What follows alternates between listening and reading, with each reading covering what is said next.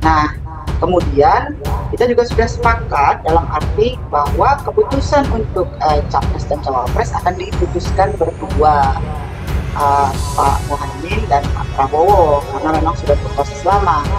Nah, tiba-tiba kemudian ada gerakan dari teman-teman di PAN yang mengatakan bahwa mereka join dengan syarat. Kita mau menjalin kemitraan, tentu segala sesuatunya itu harus dilakukan secara terbuka dan secara fair, plus juga secara dilakukan secara ikhlas. Jadi yang kita nyampaikan seperti itu, yang menerima juga ikhlas. Tetapi kalaupun ditolak usulan kami juga pasti akan menghormati.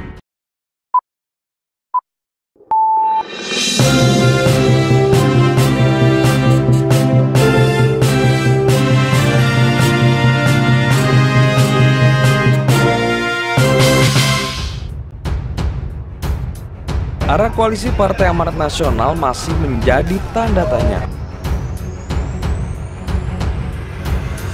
Namun di tengah tanda tanya itu, PAN tiba-tiba membuat Partai Kebangkitan Bangsa gerak.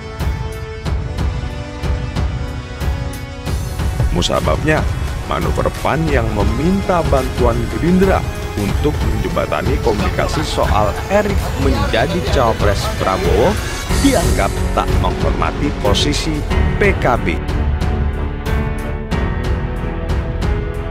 Ketua DPP PKB Dita Indahsari menyebut, sebagai pendatang baru, PAN mestinya mengikuti antrean di belakang. Dua partai yang sudah lama berproses, nama partai itu adalah PKB dan Gerindra. Sudah lebih dari setahun kita menjalin komunikasi, sudah mencapai kesepakatan-kesepakatan soal visi dan program, baik secara lisan maupun juga ada kesepakatan tertulis yang kita tangani Agustus 2022. Chemistry sudah terbangun, program bersama sudah sedang disusun, dan sebagainya.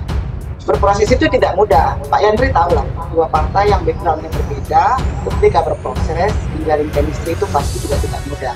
Dan itu sudah bisa kita lewati. Nah, kemudian kita juga sudah sepakat dalam arti bahwa keputusan untuk capres dan cawapres akan diputuskan berdua, Pak Muhaimin dan Pak Prabowo, karena memang sudah berproses lama.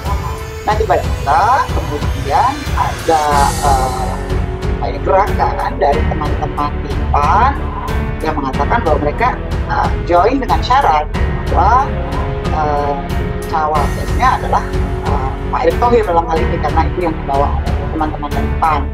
Nah, kami melihat ini sebagai sesuatu yang bukan soal rebutan, bukan soal bisa juga, tapi ini tidak mau. Pernyataan Dita tersebut lantas direspon Sekjen PAN Edi Suparno. Menurutnya, PAN akan menyerahkan keputusan memilih cawapres kepada Prabowo karena Edi yakin PAN juga punya hak untuk menyodorkan nama Erick Thohir sebagai calon pendamping Prabowo Subianto. Usul itu kan boleh diterima, boleh tidak.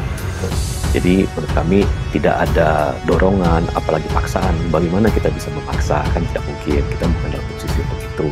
Kita mau menjalin kemitraan, tentu segala sesuatunya itu harus dilakukan secara terbuka dan secara fair, plus juga secara dilakukan secara ikhlas. Jadi yang kita nyampaikan seperti itu, yang menerima juga ikhlas. Tetapi kalaupun ditolak usulan kami juga pasti akan menghormati. Apa yang menjadi harapan PAN diamini oleh Partai Gerindra. Namun Gerindra mengingatkan ada kesepakatan yang sejak awal sudah dibuat Prabowo dan Muhaimin Iskandar mengenai penentuan capres dan cawapres. Jadi kan tetap yang memutuskan Pak Prabowo dan Gus Muhaimin. Katanya Caimin sendiri masih menolak nama. Saya nggak tahu, saya tanyakan ke Gus Muhaimin. Tapi kalau dari Gerindra sendiri gimana Pak? Dia tentu sudah memandatkan ya soal penentuan capres dan cawapres KKIR ini dengan Pak Prabowo dan Gus Muhaimin. Kira-kira kapan Pak akan diumumkan? Insya Allah dalam waktu segera sebelum Oktober.